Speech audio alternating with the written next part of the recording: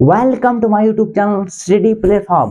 मैं हूं अयाज अहमद और आज हम पढ़ने जा रहे हैं क्लास 7th का chapter number 8 devotional paths to the divine. तो यहाँ पे देखो कंसेप्ट क्या है। अगर हम इसको बैकग्राउंड में समझेंगे तो फिर आसान है, लेकिन अगर हम इसको ऐसे ही पढ़ेंगे बुक से तो फिर मुश्किल है। क्यों मुश्किल है? हिस्ट्री है और डाइविशनल पास्ट की बात हो रही है, रिलीजियस पास्ट की बात हो रही है, टू द डिवाइन यानी कि गॉडनेस की बात हो रही है। यहाँ पे खुदा की बात हो रही है, भगवान की बात हो रही है, विष्णु की बात हो रही है, ठीक है ना। तो ये कैसा कंसेप्ट है हिस्ट्री में, इसको समझना है। एक साइड से मुगल्स के बारे में हम पढ़ते हैं, दिल्ली सुल्तान के बारे में पढ़ते हैं, स्लेव डायनास्टी के बारे में पढ़ते हैं, हम औरंगजेब के बारे में पढ़ते हैं, ठीक है ना। हम महमूद गजनी के बारे में पढ़ते हैं, हम महमूद गोरी के बारे में पढ़ते हैं। एक साइड से ये सारे कंसेप्ट चल रहे हैं, दूसरी साइड से रिलीजन कंसेप्ट भी चल रहा है। तो सिंपली आज के दौर में भी ऐसा चीजें हैं, एक साइड से हुकूमत चल रही है, दूसरी साइड से मजहब चल रहे हैं। तो दैट मीन्स कि यही कंसेप्ट है यहाँ पे। अगर हम बैकग्राउंड में जाएंगे, अगर हम क्लास 6th की हिस्ट्री में जाएंगे, वहां पे हमने जब चैप्टर नंबर 6 की बात की थी, new ideas and questions and ideas, तो वहां पे हमने क्वेश्चंस के बारे में बात की थी। वहां पे न्यू क्वेश्चंस आए थे, न्यू आइडियोलॉजी आए थे। कैसे आए थे? जब हमने सिटीज पढ़े थे, हंटिंग गैदरर्स तो ग्रोइंग फूड के बारे में पढ़ा था। फिर हमने कहां से पढ़ा था?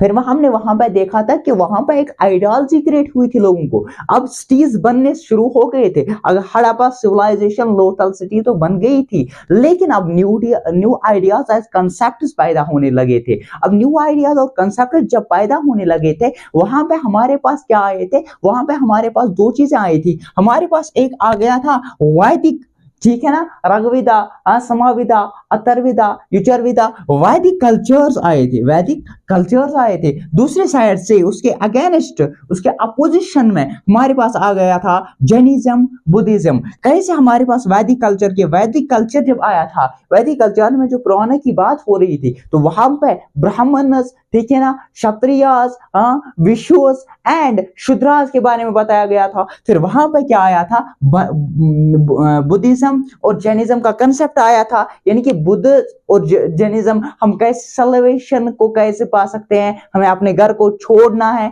ठीक है ना, जंगलों में बैठना है, उसके बाद हमें क्या मिलेगा? एक शक्ति प्राप्त मिलेगी, शक्ति प्राप्ति होगी। जब वो शक्ति हमारे अंदर प्राप्त होगी तो हम रूप लाएंगे, फिर हम क्या कर सकते हैं? लोगों की मदद कर सकते हैं। फिर हमने वो कहानी पूरा कुछ पढ़ा था उस टाइम पे। लेकिन फिर हम यहाँ पे आ गए, मिडिवल इंडिया में आ गए। जब हम मिडिवल इंडिया में आ गए, मिडिवल इंडिया में क्या चल रहा था? मिडिवल इंडिया तो वो कंसेप्ट चल रहा था जब इसे प्रीवियसली लेक्चर्स में हमने देखा था। इसे प्रेवल लेक्चर जो हमने पढ़ा था, ट्राइब्स पढ़ा था, नोमैड्स पढ़ा था, सेटलर कम्युनिटीज, वहां पे भी हमने देखा था कि ट्राइब्स कैसे किस में आते थे? अब राजाज में आते थे, अब लोअर कास्ट में आते थे। क्यों? वो ब्राह्मण्स को गिफ्ट करते थे। यानी ये सिलसिला अभी तक जा रहा था। एक साइड से अगर ये सिलसिला जा रहा था और इसके अपोजिशन में भी कोई ना कोई उठेगा, ठीक है ना, क्योंकि ब्राह्मण्स सबसे हायर रैंक्स पे आते थे।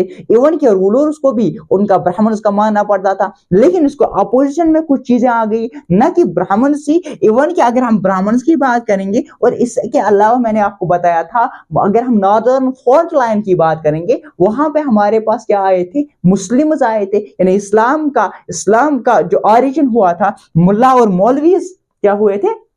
बन गए थे। लेकिन देखो, अगर हम ब्राह्मण की बात करेंगे या मौलवी और मुल्लास की बात करेंगे एज पर बुक, तो जो ब्राह्मण थे उन्होंने अपने रूल्स बनाए थे। ऐसे ही जो मुल्ला और मौलवी ने क्या किया था?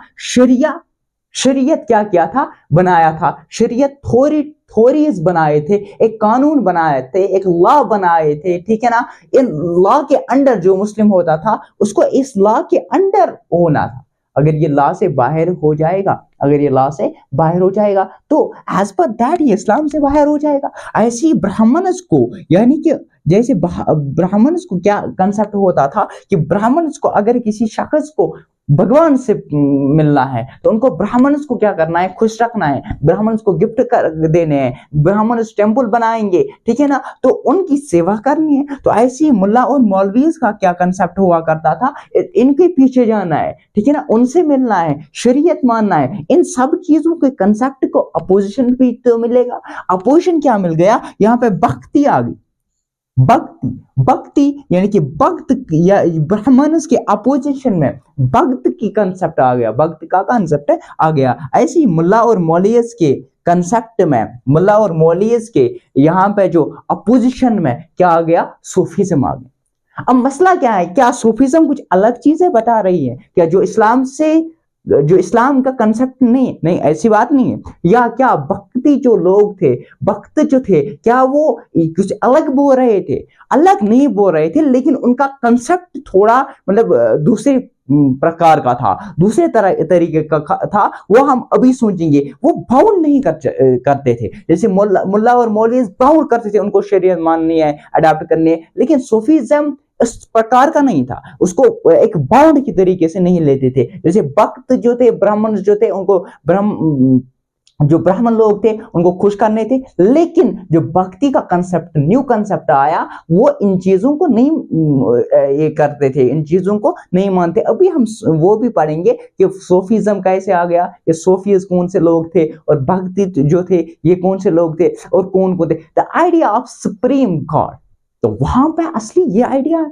अगर एक तरह से कंसेप्ट चल रहा है, आजादी की लड़ाई चल रही है, दूसरी तरह से यहाँ पे एक और चीज चल रही है। क्या चल रहे हैं? Idea of supreme God. देखो, अगर हम पिछले कंसेप्ट की बात करेंगे, वहां पे कंसेप्ट क्या था? All living beings pass through countless cycles of life, यानी बर्थ हो रही है, फिर रिबर्थ हो रही है, बर्थ हो रही है, फिर रिबर्थ हो रही है। ये कंसेप्ट चल रहा था पिछले दौर में। और इसके अलावा ये कंसेप्ट चल रहा था, all humans are not equal, जैसे कि ब्राह्मणस, फिर क्षत्रियास, फिर वैश्यस, फिर शूद्रास। तो ये कुछ कंसेप्ट चल रहा था, लेकिन इसके अपोजिशन में ये कंसेप्ट चलते आ रहे थे, लेकिन यहाँ पे प्रॉब्लम भी थी। जो यहाँ पे लो स्टेटस के लोग थे, जो बस थे, शूद्रास थे फॉर एग्जांपल, या वुमेन्स थे, या अनटचेबल लोग थे, वो तो उनको बहुत प्रॉब्लम फेस करनी पड़ती थी। अनटचेबल्स के साथ कोई कितना भेदभाव होता था, उनसे कोई टच ही नहीं कर पाता था। ऐसे ही शूद्रास की बात करेंगे या वुमेन्स की बात करेंगे, उन वुमेन्स बेचारों को तालीम हासिल करने की जो बंदिश लगाई हुई थी। अब रिजल्ट क्या हुआ? रिजल्ट यह आया कि वहां से बुद्धिज्म और जैनिज्म से क्या हो गया, रिजल्ट आ गया कि यहाँ पे बुद्धिज्म और जैनिज्म का कांसेप्ट चल रहा था, लेकिन बुद्धिज्म और कांसेप्ट के अपोजिट में यहाँ पे एक भक्ति और सूफीज्म का कांसेप्ट आ गया। अब ये भक्ति और सूफीज्म देखो, अब भक्ति और सूफीज्म क्या है, देखो ये क्या कर रहे हैं, because God is supreme, supreme any one can follow. अभी तक यहां से क्या चल रहा था, अभी तक हमारे पास ये कंसेप्ट चल रहा था, अभी तक हमारे पास ये कंसेप्ट चल रहा था कि अभी तक हमारे पास ये कंसेप्ट चल रहा था कि कुछ लोग ही कहां पर जा सकते हैं, भगवान के पास जा सकते हैं, कुछ लोग ही खुदा से डायरेक्ट मिल सकते हैं। फॉर एग्जाम्पल, यहाँ पे डायरेक्ट ये कंसेप्ट होता है, ब्राह्मण्स को मतलब एक मिल सकते हैं भगवान के साथ उस हिसाब से, यानी कि उनको गिफ्ट देना है। लेकिन यहाँ पे कंसेप्ट हो गया कि अब कोई भी इंसान अपने खुदा से प्राप्त हो सकता है, कहानी वो मिल सकता है, उससे अपना बना सकता है। कैसे बना सकता है? ऐसे बहुत सारी कहानियां भी हैं, उससे बहुत सारे हमें ये भी मिलते हैं कि एक हम रोमी की कहानी भी आगे पढ़ने की कोशिश करेंगे। मौलाना रोमी ने भी क्या बहुत बढ़िया कंसेप्ट उसके मुतालिक दिया था, वो हम आगे पढ़ेंगे, आगे लेक्चर्स में, आने वाले लेक्चर्स में। यहां पे ये समझ आ गया कि सुप्रीमेसी यानी कि गॉड इज सुप्रीम, सबसे बड़ा जो है वो गॉड ही है, और हर कोई क्या कर सकता है, फॉलो कर सकता है। अब देखो, अब इनका कंसेप्ट क्या था, इसको समझाने की कोशिश करूंगा। देखो, भक्ति जो था या सूफीज्म जो था, ये यही बोल रहे थे गॉड सुप्रीम है, गॉड सुप्रीम है, और कोई भी फॉलो कर सकता है। यानी कि यहाँ पे कास्ट के बिना पर अलग अलग नहीं थे, यहाँ पे क्रीड के बिना पर अलग अलग नहीं थे, यहाँ पे कलर के बेस पे अलग अलग नहीं थे, यहाँ पे इन चीजों सेक्स के बिना पर अलग अलग नहीं थे। यहाँ पे वुमेन्स भी अपने भगवान से, अपने खुदा से मिल सकते थे। यहाँ पे लोअर कास्ट भी, हायर कास्ट भी, अपर कास्ट भी, यानी कि यहाँ पे तमाम लोग जो थे वो क्या कर सकते थे, मिल सकते। Any one can follow the path, truth path, जो गॉड का पाथ है। देखो यहाँ पे भक्ति की अगर हम बात करेंगे, यही कंसेप्ट था कि सुप्रीमेसी गॉड है। अब कैसे हमें सोलिविटेशन मिलेगी, हमें इसके लिए क्या पढ़ने हैं, इसके लिए हमें फिलॉसफी कंसेप्ट हम लेंगे। अभी फिलॉसफी एंड भक्ति, फिलॉसफी की कंसेप्ट लेंगे कि क्या मतलब फिलॉसफरों का क्या कंसेप्ट था रिगार्डिंग टू गॉड। अब ये चल रहा था यहाँ पे, ये जो लोग थे यहाँ पे, सोफिज्म के लोग जो थे यहाँ पे, जो ये हमारे भक्त के लोग थे, ये क्या करते थे, ये किसी मतलब फॉर एग्जांपल अगर ये विष्णु या विष्णु की बात करेंगे या शिवा की बात करेंगे, ये क्या करते थे, ये पोएम्स के जरिए लोगों को समझाते थे। ये क्या करते थे, ये लोगों को किसके जरिए समझाते थे, पोएम्स की शायरी, मतलब पोएम्स के जरिए से समझाते थे, रिटन रिकॉर्ड्स के जरिए से लोगों को समझाते थे, ठीक है ना। अब ये एक पाबंद, ये कहते थे कि घर छोड़ने की कोई जरूरत नहीं है, इस तरीके से कोई जरूरत नहीं है। जैसे सूफीज्म क्या था, वो बाय जिक्र से, बाय म्यूजिक से, उन तरीकों से लोगों को क्या करने की कोशिश करते थे, यहाँ पे अपना बनाने की कोशिश करते। ये एक कंसेप्ट था। अब देखो अगर भक्ति की बात करेंगे तो हम दो प्रकार के, दो हिस्सों में इसको डिवाइड करते हैं, एक नॉर्थ साइड से, एक साउथ साइड से। अगर हम नॉर्थ साइड की आगे हम पढ़ेंगे, ठीक है ना, कबीर हैं, गुरु नानक हैं, मराबा हैं, या दयाल हैं, इनके बारे में बहुत सारों के बारे में है, इसके अलावा भी, मगर मैंने मोटे मोटे कंसेप्ट यहाँ पे दिए हैं। कबीर के बारे में हम, क्योंकि कबीर मुस्लिम था, इसके अलावा गुरु नानक के बारे में हमें पूरा जानकारी मिलती है एज कम्पेयर टू कबीर। और मराबा के बारे में पढ़ेंगे, दयाल के बारे में पढ़ेंगे। या शीज, जो शिया कंसेप्ट है, वो शिया कंसेप्ट किसने यहाँ पे अडॉप्ट किया है और कहाँ से लाया है, वो भी हम आगे पढ़ेंगे, ठीक है ना।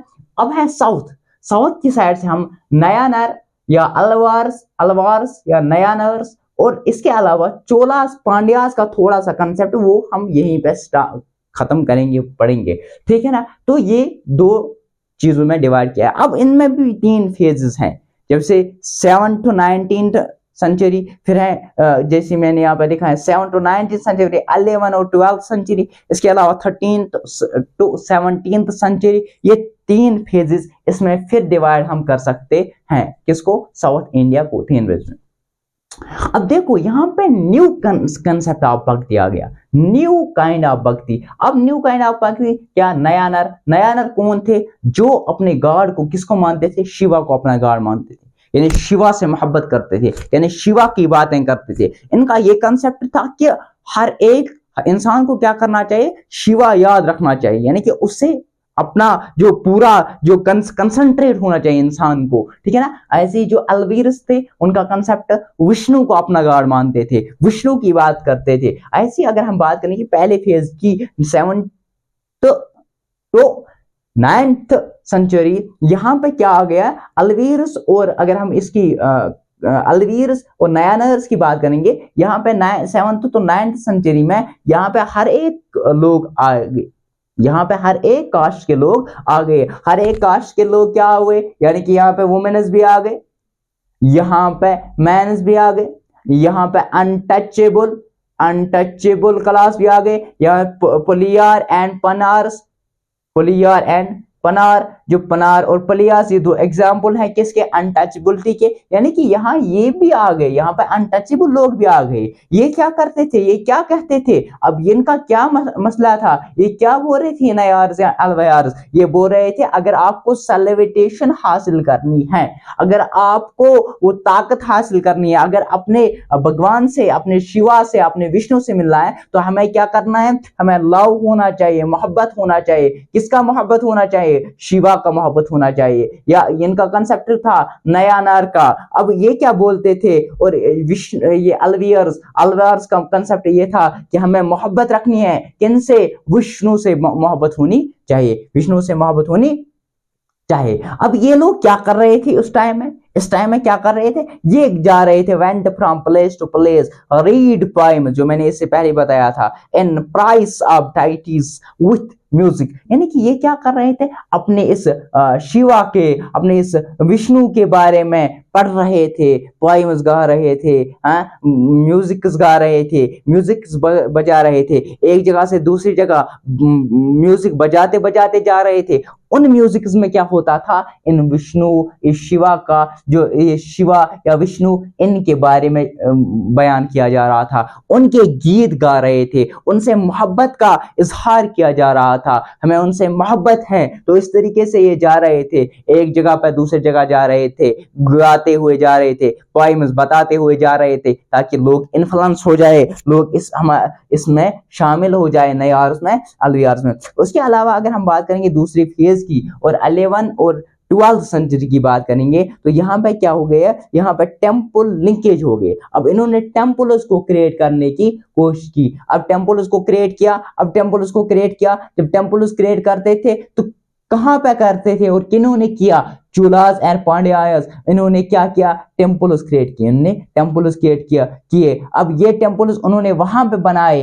Build temples around saints point visit shrines, जहां पे ये श्राइनर्स पे आते थे वहां पे इन्होंने टेम्पल्स बनाए। तो टेम्पल्स जब बन गए, अब लोग यहाँ पे आने लगे। तो ये 11th और 12th सेंचुरी में क्या हुआ था, टेम्पल्स का ऑरिजिन हो गया, इन्हें ये टेम्पल्स बनने लगे। यहाँ पे टेम्पल्स जब बनने लगे, चोलास और पांड्यास ने बनाए, वहां पे बनाए जहां पे लोग आते थे, जहां पे लोग आया करते थे, सैंट्स आया करते थे।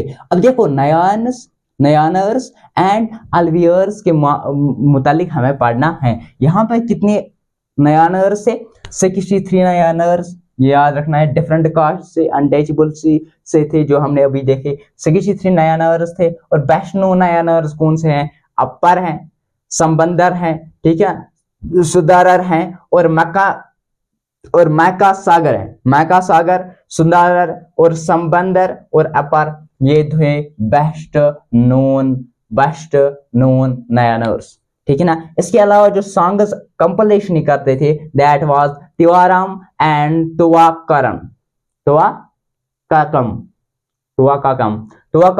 और तवाराम, ये क्या थे, सॉन्ग्स थे। इसके अलावा अगर हम अलवर की बात करेंगे, अलवर्स की बात करेंगे, 12 अलवर्स थे। और बैशनून अलवर कौन था, परियालवर, यानी कि उसकी जो डॉटर थी कौन थी, अंदल। ये दोनों अंदल या परी या लायर, ये दोनों क्या थे, ये अलवियारस थे, बैशनून अलवियारस। इसके अलावा तोदर पोर्दी अलवियार थे, या नमलवर अलवियार, ठीक है ना, नमलयर अलवियार, ये अलवियर्स थे प्रेजेंट। उसके अलावा अगर हम सॉन्ग्स की बात करेंगे, सॉन्ग कंपलेट वो कौन सा था, दिया प्रबंधम, ये क्या था, सॉन्ग कंपलेट। अब हम फिलॉसफी की कंसेप्ट पे आएंगे, फिलॉसफी एंड भक्ति। अब लोग फिलोसफिकल आइडियाज भी देते थे। हम दो की कंसेप्ट यहाँ पढ़ेंगे, दो का कंसेप्ट हमारे पास है, शंकारा एंड और रामानुजू। और शंकारा जो था, शंकारा का कंसेप्ट क्या था, शंकारा का कंसेप्ट ये था, कड़ में भगवान है, कड़ में भगवान है, मतलब क्या, हर एक चीज जो आप देख रहे हो इसमें भगवान का रूप है। यही किसका कहना था, ये था शंकर का। यानी कि ये कहां पे पैदा हुआ था, ये बर्थ हुआ था 18th सेंचुरी में, कहां पे, केरला में ये 18th सेंचुरी में पैदा हुआ। अद्वैत उसका जो कंसेप्ट था वो अद्वैत पे था, यानी कि इसका मतलब था doctrine of oneness of individual soul, ultimate reality is there is only one ultimate reality, ठीक है ना। इसका मतलब ये था कि एक ही रियलिटी है, दैट इज ब्रह्मन।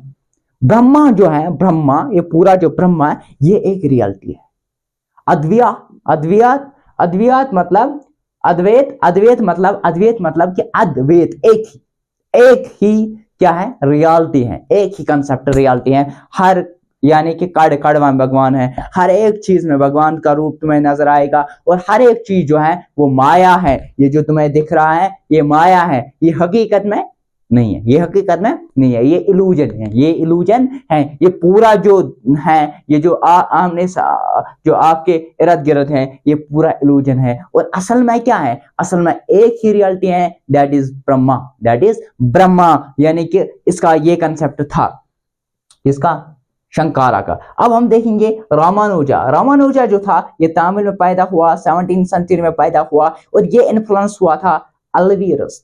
तो अल्वीरस कौन से लोग थे जो किसको मानते थे, शिवा को मानते थे, और इंटेंस डिवोशन टू शिवा यानी कि सैल्वेशन। ये बोल रहे थे कि हमें शिवा को याद करना है, दिल से याद करना है, that is only way of salvation, that is only way of salvation. यही वे है किसका, सैल्वेशन वे का। तो ठीक है ना।